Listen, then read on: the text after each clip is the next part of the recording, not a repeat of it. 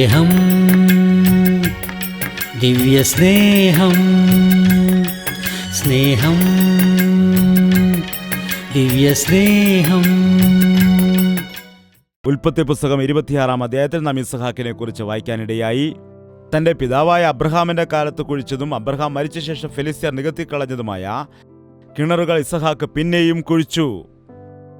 മൂടിക്കളഞ്ഞതായ കിണറുകൾ, നശിച്ചുപോയതായ കിണറുകൾ, ഒരുപാട് ചപ്പും ചവറും മാലിന്യങ്ങളും കമ്പും ചെരുപ്പുകളും കല്ലുകളും ഉണങ്ങിപ്പോയ ഇലകളും മണ്ണും കല്ലുകളുമൊക്കെ ഇട്ടുകൊണ്ട് ആയിരിക്കും അവർ മൂടിക്കളഞ്ഞത്. ചവറ്റുകുട്ടയിൽ കിടന്നിരുന്ന മാലിന്യങ്ങളെല്ലാം എടുത്തിട്ടവർ മൂടിക്കളഞ്ഞു.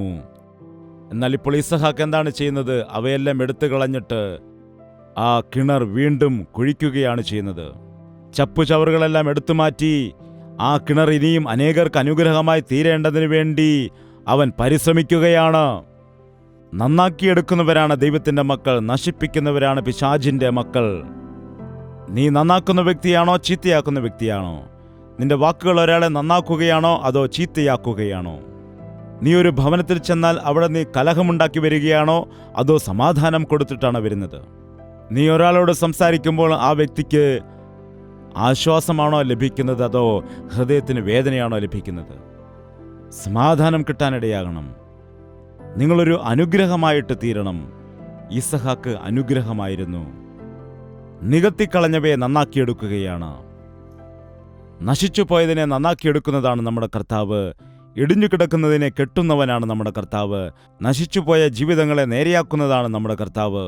നിന്റെ ഉള്ളത്തിൽ നിന്ന് ജീവജലത്തിൻ്റെ നദികൾ ഒഴുകണമെന്ന് ആശിക്കുമ്പോൾ, നിന്റെ ജീവിതം അനേകർക്ക് അനുഗ്രഹകരമായി തീരണമെന്ന് കർത്താവ് നിന്നെക്കുറിച്ച് ആഗ്രഹിക്കുമ്പോൾ, അനേകരുടെ ഹൃദയങ്ങളെ പിശാച് മൂടിക്കളഞ്ഞിരിക്കുന്നു. നിന്റെ ഉള്ളത്തിൽ നിന്ന് ജീവജലത്തിൻ്റെ നദികൾ ഒഴുകും. എല്ലാത്തിലും പ്രധാനമായിരിക്കുന്ന ഹൃദയത്തെ, നിന്റെ ഹൃദയത്തിൽ നിന്ന് ജീവജലത്തിൻ്റെ നദികൾ ഒഴുകുവാൻ ദൈവം ആഗ്രഹിക്കുമ്പോൾ പിശാച് പാപമിട്ടുകൊണ്ട് അവ മൂടിക്കളഞ്ഞിരിക്കുന്നു. എന്താണ് നിന്റെ ഹൃദയത്തിൽ നിന്ന് വരുന്നത്? അസത്യവും ദുഷ്പ്രചരണവും. മർക്കോസിന്റെ സുവിശേഷം 7-ാം അധ്യായത്തിൽ ഇപ്രകാരം വായിക്കുന്നു: ഉള്ളത്തിൽ നിന്ന്, ഹൃദയത്തിൽ നിന്ന് ദുരാലോചനകളും വ്യഭിചാരവും പരസംഗവും കുലപാതകവും മോഷണവും അത്യാഗ്രഹവും ദുഷ്ടതയും ചതിയും ദുഷ്കർമ്മവും വിടക്ക് കണ്ണും ദൂഷണവും അഹങ്കാരവും മൂഢതയും എന്നിവ പുറപ്പെടുന്നു. ഇവയെല്ലാം, ഈ ദോഷങ്ങളെല്ലാം തന്നെ മനുഷ്യന്റെ ഉള്ളത്തിൽ നിന്നാണ് പുറപ്പെടുന്നതെന്ന് വചനം പറയുന്നു. അതുപോലെ തന്നെ വചനത്തിൽ നമുക്ക് കാണാൻ കഴിയും, ഉള്ളത്തിൽ നിന്ന് പറയുമ്പോൾ മനുഷ്യന്റെ ഹൃദയത്തിൽ നിന്നാണ്. മനുഷ്യന്റെ ഹൃദയത്തിൽ നിന്ന് ജീവജലത്തിന്റെ നദി ഒഴുകണമെന്ന് കർത്താവ് ആഗ്രഹിക്കുമ്പോൾ, അതിനുവേണ്ടി ഹൃദയം കൊടുത്തിരിക്കുമ്പോൾ, ഹൃദയത്തിൽ നിന്ന് എന്താണ് വരുന്നത്? കുലപാതകവും മോഷണവും അത്യാഗ്രഹവും ദുഷ്ടതയും ചതിയും ദുഷ്കർമ്മവും. അങ്ങനെ ഏകദേശം 13 വിഷയങ്ങളുണ്ട്. ഇവയെല്ലാം ഇട്ടിട്ട് പിശാച് നമ്മുടെ ഹൃദയത്തെ മൂടിക്കളഞ്ഞിരിക്കുകയാണ്. അതുകൊണ്ടാണ് നിന്റെ ജീവിതത്തിൽ അനുഗ്രഹമില്ലാത്തത്. അതുകൊണ്ടാണ് നിന്റെ ജീവിതത്തിൽ ജീവജലത്തിന്റെ നദി ഒഴുകാത്തതും നന്മ പ്രാപിക്കാത്തതും. ദൈവസന്നിധിയിലേക്ക് നാം വരുമ്പോൾ പരിശുദ്ധാത്മാവ് നമ്മുടെ ഹൃദയത്തെ നേരെയാക്കേണ്ടതിന്, നമ്മുടെ പാപങ്ങളെക്കുറിച്ച് പശ്ചാത്തപിക്കുവാൻ, നമ്മെ അതിൽ നിന്ന് വിടുവിച്ചെടുക്കുവാൻ, നമ്മുടെ ഹൃദയത്തെ യേശുക്രിസ്തുവിന്റെ രക്തത്താൽ കഴുകി ശുദ്ധീകരിക്കുവാൻ ആഗ്രഹിക്കുന്നു. നിന്റെ ഹൃദയം നന്നാക്കിയിട്ടുണ്ടോ? യേശുവിന്റെ രക്തത്താൽ നിന്റെ ഹൃദയം കഴുകപ്പെട്ടിട്ടുണ്ടോ? നിന്റെ ദോഷങ്ങളെക്കുറിച്ച് നീ പശ്ചാത്തപിച്ച് ഏറ്റുപറഞ്ഞിട്ടുണ്ടോ? അവയെ ഏറ്റുപറഞ്ഞ് ഉപേക്ഷിച്ചിട്ടുണ്ടോ? എപ്പോഴാണെങ്കിലും നിന്റെ മനസ്സിലേക്ക് ദോഷം വരുമ്പോൾ, നിന്ന വരുമ്പോൾ, ദേഷ്യം വരുമ്പോൾ, അസൂയ വരുമ്പോൾ, ദൈവത്തിന് ഹിതത്തിന് വിരോധമായിട്ടുള്ള എന്തെങ്കിലും സ്വഭാവം നിന്റെ ജീവിതത്തിൽ വരുന്നതായ സമയത്ത് അതിനെ നിലനിൽക്കുവാൻ അനുവദിക്കരുത്. അതിനെക്കുറിച്ച് തന്നെ ചിന്തിച്ചുകൊണ്ട് അതിനെ വളർത്താൻ പാടില്ല. അവയെ നിന്റെ മനസ്സിൽ നിന്ന് മാറ്റിക്കളയണം. അപ്പോഴാണ് നിന്റെ ഹൃദയത്തിൽ നിന്ന് ജീവജലത്തിന്റെ നദി ഒഴുകുവാനിടയാകുന്നത്, ദൈവത്തിന്റെ കൃപ വരുന്നത്. അങ്ങനെയാണ് നീ ദൈവത്തെ ആരാധിക്കുന്നതായ, ദൈവത്തിന്റെ കൃപാവരങ്ങളാൽ, ദൈവത്തിന്റെ ആത്മഫലങ്ങളാൽ നിറയപ്പെട്ട വ്യക്തിയായിട്ട് മാറുന്നത്. നികത്തിക്കളഞ്ഞതായ കിണറുകളെ ഇസഹാക്ക് കുഴിക്കുവാനിടയായി. 20-ാം വാക്യം: അപ്പോൾ ഗെരാർ ദേശത്തിലെ ഇടയന്മാർ ഈ വെള്ളം ഞങ്ങൾക്കുള്ളത് എന്ന് പറഞ്ഞ് ഇസഹാക്കിന്റെ ഇടയന്മാരോട് ശണ്ടയിട്ടു. ഈ വെള്ളം ഞങ്ങളുടേത്. എന്താണ്? അവർ നികത്തിക്കളഞ്ഞ കിണറുകളെ, അവർ നികത്തിക്കളഞ്ഞ് വെള്ളം വരാതെ നികത്തിക്കളഞ്ഞതായ, ചീത്തയാക്കിക്കളഞ്ഞതായ ആ കിണറുകളെ വീണ്ടും നന്നാക്കിയെടുത്ത സമയത്ത് വെള്ളത്തിൻ്റെ ഉറവുകൾ വന്നപ്പോൾ വീണ്ടും ആരാണ് വന്നിരിക്കുന്നത്? ഗെരാരിലെ ഇടയന്മാർ വന്നിരിക്കുന്നു. വന്ന് പറയുകയാണ്, ഈ വെള്ളം ഞങ്ങളുടേതാകുന്നു. ഒരു മനുഷ്യൻ തൻ്റെ ഇഷ്ടപ്രകാരം ജീവിക്കുന്ന സമയത്ത്, എൻ്റെ പിതാവ് ഒരിക്കൽ പറഞ്ഞു, ഒരു കാലത്ത് ഇഷ്ടമുള്ളതുപോലെ തോന്നിയതുപോലെ സിഗരറ്റ് വലിച്ച് മദ്യം കുടിച്ച് ജീവിതത്തെ നശിപ്പിച്ച് മുൻപോട്ട് പോയപ്പോൾ ആരും വന്ന് ചോദിച്ചില്ല, എന്തുകൊണ്ടാണ് നീ ഇങ്ങനെ നശിച്ചു പോകുന്നത് എന്ന്. എന്നാൽ എൻ്റെ പിതാവ് രക്ഷിക്കപ്പെട്ട് കഴിഞ്ഞ സമയം ഓരോരുത്തർ വന്നിട്ട്, എന്തുകൊണ്ടാണ് നിങ്ങൾ യേശുവിൽ വിശ്വസിച്ചത്? എന്തുകൊണ്ടാണ് നിങ്ങൾ യേശുക്രിസ്തുവിൽ വിശ്വസിക്കുന്നത്? മദ്യപിച്ച സമയത്ത് ആരും വന്ന് ചോദിച്ചിട്ടില്ല. ഞാൻ നശിച്ചു കിടന്ന സമയത്ത് ആരും വന്ന് ചോദിച്ചിട്ടില്ല. പിന്നെ അതുകൊണ്ട് നിനക്കെന്താണ്? ഞാൻ ചീത്തയായി നടന്ന സമയത്ത് ആരും എന്നെക്കുറിച്ച് സങ്കടപ്പെട്ടില്ല, ചോദിച്ചിട്ടില്ല. ഇപ്പോൾ ഞാൻ നന്നായി കഴിഞ്ഞ സമയത്ത് എന്തുകൊണ്ടാണ് നിങ്ങൾക്ക് ഇത്രയും ഭാരം? അതാണ് മനുഷ്യരുടെ പ്രത്യേകത. നശിച്ചു കിടക്കുന്നവരെ നന്നാക്കുവാൻ വേണ്ടി പരിശ്രമിക്കില്ല, എന്നാൽ നന്നായ വ്യക്തികളെ നശിപ്പിക്കാൻ വേണ്ടി പരിശ്രമിച്ചുകൊണ്ടേയിരിക്കും. ഈ ലോകം പിശാചിന്റെ അധീനതയിലായിരിക്കുന്നതായ ലോകമാണ്. നീ ദൈവത്തിനു വേണ്ടി ജീവിക്കാൻ ഇറങ്ങുമ്പോൾ പിശാച് നിന്നെ ശല്യം ചെയ്യും. അതുകൊണ്ടാണ് നീ ദൈവത്തിനു വേണ്ടി ജീവിക്കാൻ തുടങ്ങുമ്പോൾ തടസ്സങ്ങൾ ഉണ്ടാകുന്നത്, നിനക്ക് രോഗങ്ങൾ ഉണ്ടാകുന്നത്, നിനക്ക് നഷ്ടങ്ങൾ സംഭവിക്കുന്നത്. ഞാനത് കഷ്ടപ്പെട്ട് നന്നാക്കിയെടുത്തപ്പോൾ ഇപ്പോൾ നിന്റേതാണെന്ന് പറയുന്നുവോ? ഞങ്ങളെ നിങ്ങൾ അവിടെ നിന്ന് ഓടിച്ചു കളഞ്ഞ വ്യക്തികളല്ലേ? ഇത് ഞങ്ങൾ കുഴിച്ച കിണറല്ലേ? ഇത് ഞങ്ങളുടേതല്ലേ? ഈ കിണറു ഞങ്ങളുടേതല്ലേ എന്ന് ചോദിച്ചപ്പോൾ, ഈ വെള്ളം ഞങ്ങളുടേതല്ലേ. അടുത്ത വാക്യം വായിക്കാം. അവർ തന്നോട് ശണ്ടയിട്ടതുകൊണ്ട് അവൻ ആ കിണറിന് ഏശക്ക് എന്ന് പേർ വിളിച്ചു. അവർ മറ്റൊരു കിണർ കുഴിക്കുവാനിടയായി. ആദ്യത്തെ കിണർ നിങ്ങളുടേതാണെന്ന് പറഞ്ഞല്ലോ, ശരി, നിങ്ങൾ തന്നെ എടുത്തുകൊള്ളൂ, നിങ്ങൾ എടുത്തുകൊള്ളൂ, വെള്ളമല്ലേ, നിങ്ങൾ തന്നെ കുടിച്ചുകൊള്ളൂ, കുഴപ്പമില്ല, നിങ്ങൾ തന്നെ അത് അനുഭവിച്ചു കൊള്ളുക. ഞങ്ങളുടെ അധ്വാന ഫലത്തെ നിങ്ങൾ അനുഭവിക്കുകയാണോ? കുഴപ്പമില്ല, ശരി, എടുത്തുകൊള്ളുക. ദൈവമക്കളാണെങ്കിൽ മറ്റുള്ളവർക്ക് നന്മ ചെയ്യുന്നവരായിരിക്കണം. അയൽക്കാരനെ തന്നെ പോലെ സ്നേഹിക്കുന്ന വ്യക്തി പറയും, ഈ വെള്ളം ഞാൻ കുടിച്ചാലും നീ കുടിച്ചാലും ഒരുപോലെയാണ്, എന്റേത്. ഈ കാലത്തുള്ള വാക്കുകൾ കേട്ടിട്ടുണ്ടോ? അബ്ബബ്ബാ, ഇപ്പോഴും കൊച്ചുകുട്ടിയാണെങ്കിൽ 2 പാവൽ കൊടുത്താൽ പറയും, അതും കൂടെ വാങ്ങിയിട്ട് ഇതും എൻ്റേതാണെന്ന്. കൊച്ചുകുട്ടിയുടെ അടുക്കൽ 2 കളർ കൊണ്ടുപോവുകയാണെങ്കിൽ, 2 പേർക്കും കൊടുക്കുന്നതിന് വേണ്ടി കൊണ്ടുപോവുകയാണെങ്കിൽ ഒരാൾ തന്നെ 2 കൂടെ വാങ്ങിച്ചിട്ട് ഇത് 2ഉം എൻ്റേതാണെന്ന് പറയും. എന്തൊരു സ്വഭാവമാണിത്! എൻ്റേത്, ഇതെൻ്റേത്. അവർ മറ്റൊരു കിണർ കുഴിച്ചു. വീണ്ടും വന്നിട്ട് ശണ്ടയിടുകയാണ്. എന്താണിത്? ആദ്യത്തെ കിണർ നിങ്ങൾക്ക് തന്നല്ലോ, പിന്നെന്താണ് നിങ്ങൾക്ക് കുഴപ്പം? ഇതും ഞങ്ങൾക്ക് വേണം, ഇതും ഞങ്ങളുടേതാണ്. എപ്പോഴും വഴക്കുള്ള ആളുകളെ നിങ്ങൾ ശ്രദ്ധിക്കുകയാണെങ്കിൽ അവർ എങ്ങനെയാണ് കലഹിക്കുകയും വഴക്കുണ്ടാക്കുകയും ചെയ്യുന്നതെന്ന് നിങ്ങൾക്കറിയാമോ? ചിലരാണെങ്കിൽ വെറുതെ പെറുപെറുത്തുകൊണ്ടേയിരിക്കും, ഓരോന്നായി കുറ്റം പറഞ്ഞുകൊണ്ടേയിരിക്കും, മുറുമുറുത്തുകൊണ്ടേയിരിക്കും, വഴക്കുണ്ടാക്കുവാൻ ഇടയാകും, തർക്കങ്ങൾ നടത്തുവാൻ ഇടയാകും. ദൈവത്തിൻ്റെ മക്കളായിരിക്കുന്ന നാം തർക്കങ്ങൾ ചെയ്യാൻ പാടില്ല, വാദപ്രതിവാദങ്ങൾ, വിമർശനങ്ങൾ ചെയ്യാൻ പാടില്ല. മറ്റുള്ളവർ പറയുന്നത് കേട്ടിട്ട് നീയും അതുപോലെ പറയാൻ ശ്രമിക്കരുത്. മൂഢന്മാരോട് സംസാരിക്കുമ്പോൾ എന്തു പറ്റുമെന്നറിയാമോ? നീ മൂഢനായി പോകും. ഇസഹാക്കിന്റെ അനുഗ്രഹത്തിന്റെ കാരണമെന്തായിരുന്നു? പ്രാർത്ഥനയായിരുന്നു. സ്നേഹിക്കുന്ന മനസ്സ്, അസൂയയില്ലാത്ത മനസ്സ്, വെറുപ്പില്ലാത്ത മനസ്സ്, വിദ്വേഷമില്ലാത്ത മനസ്സ്. നാം ആരെയും എതിർക്കുവാൻ പാടില്ല, നമുക്ക് എതിരാളികൾ ഉണ്ടാകുവാൻ പാടില്ല. നമുക്ക് ഈ ലോകത്തിൽ എതിരാളികൾ ഉണ്ടെങ്കിൽ നമുക്ക് സ്വസ്ഥത നഷ്ടപ്പെടാനിടയാകും. മറ്റുള്ളവർ നിങ്ങളോട് കലഹിക്കാൻ ഇടയുണ്ട്, നിങ്ങൾക്ക് ദോഷം ചെയ്യും, നിങ്ങളെ ഉപദ്രവിച്ചേക്കാം, നിങ്ങളെ നിന്ദിച്ചേക്കാം. അവരെയും നിനക്ക് സ്നേഹിക്കാൻ കഴിയുമ്പോഴാണ് നീ ദൈവ പൈതലായിട്ട് മാറുന്നത്. അവരെയും നീ സ്നേഹിക്കുന്നുണ്ട് എങ്കിൽ നീ ദൈവ പൈതലായി മാറും. റോമക്കെഴുതിയ ലേഖനം 12-ാം അധ്യായം 17-ാം വാക്യം നമുക്ക് വായിക്കാം. ആർക്കും തിന്മയ്ക്ക് പകരം തിന്മ ചെയ്യാതെ സകല മനുഷ്യരുടെ മുൻപിൽ യോഗ്യമായത് മുൻകരുതി കഴിയുമെങ്കിൽ നിങ്ങളാൽ അവോളം സകല മനുഷ്യരോടും സമാധാനമായിരിപ്പീൻ. മറ്റുള്ളവരുടെ നന്മയ്ക്കു വേണ്ടിയുള്ളത് നീ ചിന്തിക്കുക. ഈ കിണർ എനിക്ക് വേണ്ടി മാത്രമുള്ളതല്ല, ഈ ജനത്തിനുള്ളത് ആണ്, ഈ ദേശത്തുള്ള ആളുകൾക്ക് വേണ്ടിയുള്ളതാണ് എന്ന് ഇസഹാക്ക് പറഞ്ഞിട്ട് അവർക്കത് വിട്ടുകൊടുത്ത സമയത്ത് അവർ വന്ന് കിണർ മൂടിക്കളയാനിടയായി. അപ്പോൾ ഇസഹാക്ക് ചെന്നിട്ട് അവരുടെ കിണർ മൂടിയില്ല. അതാണ് ഇന്ന് നടക്കുന്നത്. എന്റെ കിണർ മൂടിക്കളഞ്ഞതുകൊണ്ട് നിന്റെ കിണറും ഞാൻ വന്ന് മൂടിക്കളയും. എന്റെ മകനെ കൊന്നതുകൊണ്ട് നിന്റെ മകനെയും ഞാൻ കൊല്ലും.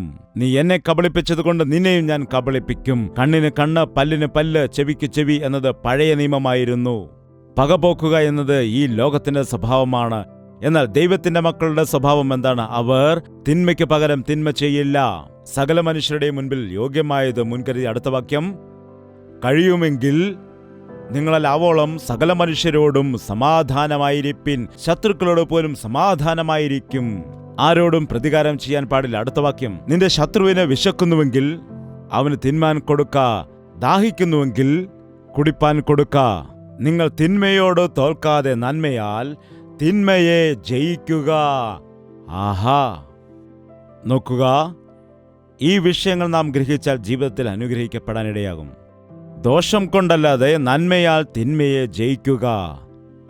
ഇതാണ് ഇസഹാക്ക് ചെയ്തത്. അവസാനം എന്തു സംഭവിച്ചു നോക്കുക. അനന്തരം അബീമേലെക്കും സ്നേഹിതനായ അഹൂസത്തും സേനാപതിയായ ഫീലക്കും ഗെരാരിൽ നിന്ന് അവന്റെ അടുക്കൽ വന്നു. രാജാവും രാജാവിന്റെ സ്നേഹിതനും സൈന്യാധിപതിയും. രാജാവിന്റെ അടുക്കലേക്കല്ലേ ജനം വരേണ്ടത്? ജനത്തിന്റെ അടുക്കലേക്ക് പോകുമോ?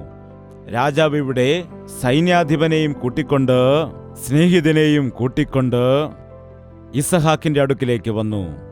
അപ്പോൾ ഇസഹാക്ക് അവരോട് ചോദിക്കുകയാണ്, നിങ്ങൾ എന്തിനാണ് എൻ്റെ അടുക്കലേക്ക് വന്നത്? ഇപ്പോൾ എന്നെ നിങ്ങൾ പറഞ്ഞുവിട്ടതല്ലേ? എന്നെ നിങ്ങളുടെ അടുക്കൽ നിന്ന് ഓടിച്ചു വിട്ടതല്ലേ? അവരെന്താണ് അതിന് മറുപടി പറഞ്ഞത്?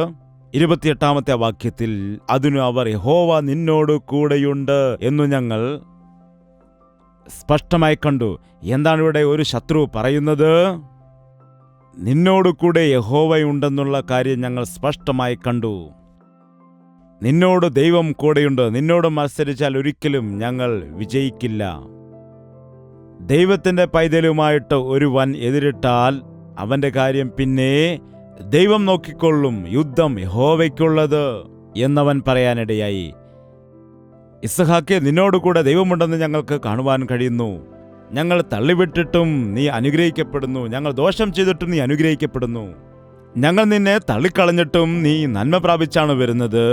ഞങ്ങൾ നിന്നെ ഉപദ്രവിച്ചിട്ടും നീ നന്മ പ്രാപിച്ചുകൊണ്ടേയിരിക്കുന്നു. ഇതിന്റെ കാരണം ദൈവം നിന്റെ കൂടെ ഉള്ളത് കൊണ്ടാണ്. എത്ര പേരെക്കുറിച്ച് ഇങ്ങനെയുള്ള സാക്ഷ്യം പറയാൻ കഴിയും? എന്നെ മനുഷ്യർ ഉപദ്രവിക്കുന്നു, എന്നെ മുൻപോട്ടവർ വിടുന്നില്ല, മരത്തിന് കീഴിൽ മരം വളരില്ല, മരത്തിന്റെ കീഴിൽ മരം വളരില്ല. എന്നാൽ മരത്തിനടുത്ത് മരം വളരുവാനിടയാകും. വളരില്ലേ? വളരില്ലേ?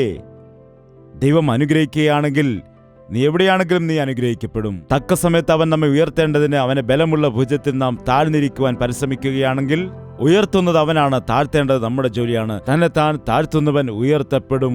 ഉയർത്തപ്പെടുന്നവൻ. മനുഷ്യൻ എന്തെല്ലാം പറഞ്ഞാണ് സ്വയം പുകഴുന്നത്? ഇപ്പോൾ സോഷ്യൽ മീഡിയ നോക്കുകയാണെങ്കിൽ എല്ലാം പൊങ്ങച്ചം മാത്രമാണ്. നിങ്ങൾ നോക്കുക, യഥാർത്ഥമായിട്ടുള്ള അനുഗ്രഹം ബഹളം വയ്ക്കില്ല, കലഹം കാണില്ല. അത് ഫലിക്കും, ഒഴുകും, അനുഗ്രഹിക്കപ്പെടും, നന്മ നൽകും. യഥാർത്ഥ അനുഗ്രഹമെന്ന് പറഞ്ഞാൽ സ്വർഗത്തിന്റെ അനുഗ്രഹങ്ങൾക്ക് വേണ്ടി കാത്തിരിക്കുന്നതാണ്. ദൈവം നിന്റെ കൂടെയുള്ളത് ഞങ്ങൾ സ്പഷ്ടമായി കണ്ടു. 29-ാമത്തെ വാക്യം, ഞങ്ങൾ നിന്നെ തൊട്ടിട്ടില്ലാത്തതുപോലെയും നന്മ മാത്രം നിനക്ക് ചെയ്തു, നിന്നെ സമാധാനത്തോടെ അയച്ചതുപോലെയും നീ ഞങ്ങളോട് ഒരു ദോഷവും ചെയ്യുകയില്ല എന്നു ഞങ്ങളും നീയും തമ്മിൽ ഒരു ഉടമ്പടി ചെയ്തു. നീ യഹോവയാൽ അനുഗ്രഹിക്കപ്പെട്ടവനല്ലോ എന്ന് പറഞ്ഞു. അവനവർക്കൊരു വിരുന്നുണ്ടാക്കി കൊടുത്തു, അവർക്ക് ഭക്ഷണം കൊടുത്തു. അതായത്, എൻ്റെ ശത്രുവിൻ്റെ മുൻപിൽ ഞാൻ അനുഗ്രഹിക്കപ്പെട്ടിരിക്കുന്നു. ശത്രുക്കളുടെ മുമ്പാകെ തിരുമേശയൊരുക്കുന്ന ദൈവം, ശത്രുവിനെ പോലും നിനക്ക് അനുകൂലമാക്കി മാറ്റുന്ന ദൈവം, നിന്റെ ശത്രുക്കളെ നിനക്ക് മിത്രങ്ങളാക്കി മാറ്റുന്നു. എങ്ങനെയാണ് നിന്റെ ശത്രുക്കളെ മിത്രങ്ങളാക്കി മാറ്റുന്നത്? നിന്റെ എത്ര ശത്രുക്കൾ മിത്രങ്ങളായി മാറിയിട്ടുണ്ട്? എത്ര ശത്രുക്കൾ നിന്റെ അടുക്കൽ വന്നിട്ട് പറഞ്ഞിട്ടുണ്ട്, സോറി, ഞങ്ങളോട് നിങ്ങൾ ക്ഷമിക്കണം, ദൈവം നിങ്ങളോട് കൂടെയുള്ളത് കൊണ്ട് നിങ്ങൾ അനുഗ്രഹിക്കപ്പെടുന്നു, ഞങ്ങളും അനുഗ്രഹിക്കപ്പെടേണ്ടതിന് നിങ്ങൾ ഞങ്ങൾക്ക് വേണ്ടി പ്രാർത്ഥിക്കണമെന്ന് പറയുന്നുണ്ട്. ആ ഒരു സ്ഥാനത്തേക്ക് നിനക്ക് ഉയരുവാൻ കഴിഞ്ഞിട്ടുണ്ടോ? ഇസഹാക്ക് ഉയർന്നു. ഇസഹാക്കിന് വിശാലമായ ഹൃദയമുണ്ടായിരുന്നു, ക്ഷമ കൊടുക്കുന്ന ഹൃദയമുണ്ടായിരുന്നു. കർത്താവ് അവന്റെ കൂടെയുണ്ടായിരുന്നത് കൊണ്ട് അവൻ അനുഗ്രഹിക്കപ്പെട്ടു. ക്രിസ്തുവിന്റെ ആത്മാവ് ഉള്ളവൻ തന്റെ ശത്രുവിനെ സ്നേഹിക്കും, തനിക്ക് വിരോധികളായിരിക്കുന്നവരോട് ക്ഷമിക്കും. അവർ ഇത് എന്റേതാണെന്ന് പറയുമ്പോൾ, എടുത്തുകൊള്ളൂ, എനിക്ക് ദൈവം മറ്റൊന്ന് നൽകും എന്ന് പറയും. എടുത്തോ, എനിക്ക് ദൈവം വേറെ തരും. എടുത്തുകൊള്ളൂ, എനിക്ക് കർത്താവുണ്ട്, എനിക്ക് ഭാരപ്പെടേണ്ടതില്ല. നീ എടുത്തോ, എന്നെ ദൈവം നടത്താനിടയാകും. എത്ര പേർക്ക് അങ്ങനെയുള്ള മനസ്സുണ്ട്? നമുക്കങ്ങനെയുള്ള മനസ്സില്ല. നീ അങ്ങനെ ചെയ്തെങ്കിൽ മാത്രമേ നീ കൊടുത്താൽ നിനക്കും ലഭിക്കും. മുൻമേ അവന്റെ രാജ്യവും നീതിയും അന്വേഷിക്കുക എന്ന് കർത്താവ് പറയാനിടയായി. ഇസഹാക്കിന്റെ ജീവിതം ഒരു മാതൃകയായിട്ട് എടുക്കാം. നാം ചെയ്യുന്നതെല്ലാം സഫലമാകും. നീ കിണർ കുഴിക്കുന്നിടത്ത് വെള്ളം ലഭിക്കും. നീ വിത്ത് വിതയ്ക്കുന്നിടത്ത് ഫലമുണ്ടാകാനിടയാകും. നീ തൊടുന്നിടത്തൊക്കെയും അനുഗ്രഹമുണ്ടാകും. നീ ചെയ്യുന്നതൊക്കെ സഫലമായി മാറും. എല്ലാത്തിലും തടസ്സമാണ്. ഒരു കാര്യത്തിൽ മുൻപോട്ട് പോകുവാൻ കഴിയുന്നില്ല, തടസ്സമുണ്ടാകുന്നു എന്ന് പറയുകയാണെങ്കിൽ ദൈവസാന്നിധ്യം നിന്റെ കൂടെയില്ലെന്നാണ്. അതുപോലെ നിന്റെ ഹൃദയത്തിലേക്ക് അസൂയയും വിദ്വേഷവും വന്നിരിക്കുന്നുവെന്നാണ് അർത്ഥം. ഇന്ന് പറയുക, എൻ്റെ കർത്താവേ, ഞാൻ മൂടിക്കളഞ്ഞ ഹൃദയത്തെ ജീവജലത്തിന്റെ ഉറവ ഉണ്ടാകാതിരിക്കാൻ സ്നേഹവും സമാധാനവും സന്തോഷവും നന്മയും നീതിയും സന്തോഷവും സമാധാനവും തുടങ്ങിയ ഉറവകൾ എന്നിൽ നിന്ന് വരാതിരിക്കുവാൻ പിശാച് നികത്തിക്കളഞ്ഞ എൻ്റെ ഹൃദയത്തെ ദുശ്ചിന്ത കൊണ്ട്, അപമാനം കൊണ്ട്, നിന്ദകൾ കൊണ്ട്, അസൂയ കൊണ്ട്, വെറുപ്പ് കൊണ്ട് നിറഞ്ഞിരിക്കുന്നു എൻ്റെ ഹൃദയം. എൻ്റെ ഹൃദയത്തെ നീ നന്നാക്കിയെടുക്കണമേ. ഇവയെ എടുത്തു മാറ്റേണ്ടതിനു വേണ്ടി എൻ്റെ ഹൃദയത്തെ ശുദ്ധീകരിക്കുവാൻ നീ എന്നെ സഹായിക്കണമേ. എൻ്റെ ഹൃദയത്തിൽ നിന്ന് ജീവജലത്തിൻ്റെ നദികൾ ഒഴുകണം. അതിനുവേണ്ടി നമുക്ക് പ്രാർത്ഥിക്കാം. എല്ലാവരും എഴുന്നേറ്റ് നിൽക്കാം. ഇത് വളരെ ശ്രേഷ്ഠമായ സമയമാണ്. എല്ലാ വ്യക്തികളും വായ് തുറന്നുകൊണ്ട്, മനസ്സ് തുറന്നുകൊണ്ട് പ്രാർത്ഥിക്കൂ. കർത്താവ്, എന്നെയും അനുഗ്രഹിക്കണമേ. എൻ്റെ ഹൃദയത്തെ നീ ശുദ്ധീകരിക്കണമേ. എന്നിൽ നിന്ന് അസൂയ എടുത്തു മാറ്റണമേ. എന്നിൽ നിന്ന് നിരാശ എടുത്തു മാറ്റണമേ. കലഹിക്കുന്ന മനസ്സ് മാറ്റണമേ. എന്നെ കുറ്റം പറയുന്ന ആളുകളോട്, എന്നോട് വഴക്കുണ്ടാക്കുന്നവരോട്, എന്നെ വെറുക്കുന്ന ആളുകളെയും സ്നേഹിക്കുവാൻ കഴിയുന്നതായ ക്രിസ്തുവേശുവിൻ്റെ മനസ്സെനിക്ക് നൽകുമാറാകണമേ. അവരെന്നോട് അങ്ങനെ പറഞ്ഞു, അവരെന്നോട് ഇങ്ങനെ പറഞ്ഞു, എന്നെ അവർ ഇങ്ങനെ കുറ്റപ്പെടുത്തി എന്നൊക്കെ ഞാൻ ചിന്തിച്ച് എൻ്റെ ഹൃദയത്തെ നശിപ്പിച്ചിരിക്കുകയാണപ്പാ. ഞാൻ ലോകക്കാരെ പോലെ തന്നെ വീണു പോവുകയാണ് കർത്താവേ. എൻ്റെ ഹൃദയത്തിലേക്ക് നിന്റെ സ്നേഹം വരണം. സ്നേഹത്തിൻ്റെ നീരുറവ ഉണ്ടാകണം. കല്ലുകൊണ്ടെറിഞ്ഞിട്ടും മുഖത്ത് തുപ്പിയിട്ടും കഠിനമായി ഉപദ്രവിച്ചിട്ടും, പിതാവേ, ഇവർ ചെയ്യുന്നത് എന്തെന്ന് ഇവർ അറിയായികയാൽ ഇവരോട് ക്ഷമിക്കണമേ എന്ന് പ്രാർത്ഥിച്ച അതേ മനസ്സ് എനിക്കും ഉണ്ടാകുവാൻ സഹായിക്കണമേ. എൻ്റെ അയൽക്കാരെ സ്നേഹിക്കുവാനുള്ളതായ, എൻ്റെ ശത്രുക്കളെപ്പോലും സ്നേഹിക്കുവാനുള്ളതായ ഒരു മനസ്സ് എനിക്ക് നീ നൽകണമേ അപ്പാ. ഇസഹാക്കിന്റെ ജീവിതത്തിൽ അവനായിരുന്നിടത്തൊക്കെയും അനുഗ്രഹം പ്രാപിച്ചു. അവനായിരുന്നിടത്ത് ദൈവത്തിന് യാഗപീഠം പണിത് പ്രാർത്ഥിച്ചു. നിനക്ക് പ്രാർത്ഥനാ ജീവിതമുണ്ടെങ്കിൽ നീ ചെയ്യുന്നതെല്ലാം സാധ്യമാകും. രണ്ടു കരങ്ങളും ഉയർത്തിക്കൊണ്ട് നമുക്ക് ദൈവത്തോട് പ്രാർത്ഥിക്കാം. പരിശുദ്ധനായ സ്നേഹമുള്ള പിതാവേ, ഒരിക്കൽ കൂടി ഞങ്ങളെ ദർശിക്കണമേ. ഈ ഉന്നതമായ യഥാർത്ഥമായ ക്രിസ്തീയ ഭക്തി ഞങ്ങൾക്ക് നൽകണമേ. ശത്രുക്കളോട് ക്ഷമിക്കാനുള്ള ഭക്തി ഞങ്ങൾക്ക് നൽകണമേ. ഞങ്ങളെ എതിർക്കുന്നവരെ സ്നേഹിക്കുന്ന ഒരു ഭക്തി നൽകണമേ. ഞങ്ങളെ എതിർക്കുന്നവർക്ക് വേണ്ടി പ്രാർത്ഥിക്കുന്ന ഒരു ഭക്തി ഞങ്ങൾക്ക് നൽകണമേ. മനുഷ്യർക്ക് വേണ്ടി തന്നെ തന്നെ ഏൽപ്പിച്ചു കൊടുത്ത് ക്രൂശിൽ കർത്താവ് ചെയ്തതായ ത്യാഗത്തെ ഓർക്കുന്നതായ ഞങ്ങളുടെ ജീവിതത്തിലുള്ള സകലതും നിനക്ക് വേണ്ടി ഏൽപ്പിച്ചു തരുവാൻ, ഞങ്ങളുടെ ചുറ്റുപാടുമുള്ളവർക്ക് വേണ്ടി സമർപ്പിക്കുവാൻ ഞങ്ങളെ സഹായിക്കുമാറാകണമേ. നിന്റെ സ്നേഹത്താൽ മറ്റുള്ള ആളുകളെയും സ്നേഹിക്കുവാൻ ഞങ്ങളെ സഹായിക്കണമേ. മറ്റുള്ളവരോട് ക്ഷമിക്കുവാൻ ഞങ്ങളെ സഹായിക്കണമേ. അധ്വാനിക്കുന്ന മനസ്സ് ഞങ്ങൾക്ക് നൽകണമേ. നിലത്ത് വിത്ത് വിതയ്ക്കുന്നത് പോലെ നിന്റെ വേലയിൽ വിശ്വസ്തയോടെ വിതയ്ക്കുവാൻ ഞങ്ങളെ സഹായിക്കുമാറാകണമേ. നീ ഏൽപ്പിച്ചതായ ഉത്തരവാദിത്തങ്ങൾ വിശ്വസ്തയോടുകൂടി നിവർത്തിക്കാൻ ഞങ്ങളെ സഹായിക്കണമേ. നശിച്ചുപോയവരെ തിരിഞ്ഞ് രക്ഷിപ്പാനാണല്ലോ നീ ഈ ലോകത്തിലേക്ക് വന്നത്. ഞങ്ങളുടെ ചുറ്റുപാട് നശിച്ചു പോകുന്ന എത്രയോ ആളുകൾ ഉണ്ട്.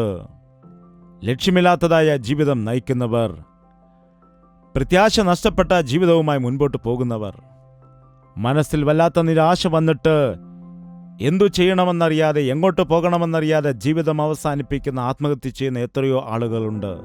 അങ്ങനെയുള്ളവരെ ആശ്വസിപ്പിക്കാനുള്ള മനസ്സ് ഞങ്ങൾക്ക് നൽകണമേ.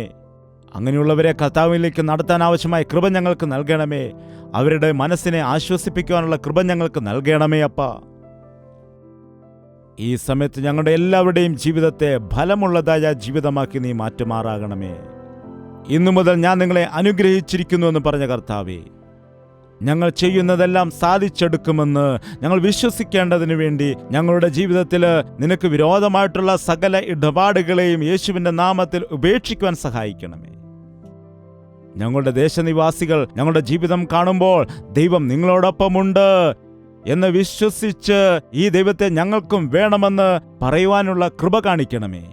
നിന്നെ സ്നേഹിക്കുന്ന ഒരു ജീവിതം, നിന്നോട് പ്രാർത്ഥിക്കുന്ന ഒരു ജീവിതം, നിന്റെ ഹിതമനുസരിച്ച് ജീവിക്കുന്ന ഒരു ജീവിതം ഞങ്ങൾക്ക് എല്ലാവർക്കും നൽകണമെന്ന് യേശു ക്രിസ്തുവിന്റെ നാമത്തിൽ അപേക്ഷിക്കുന്നു പിതാവേ.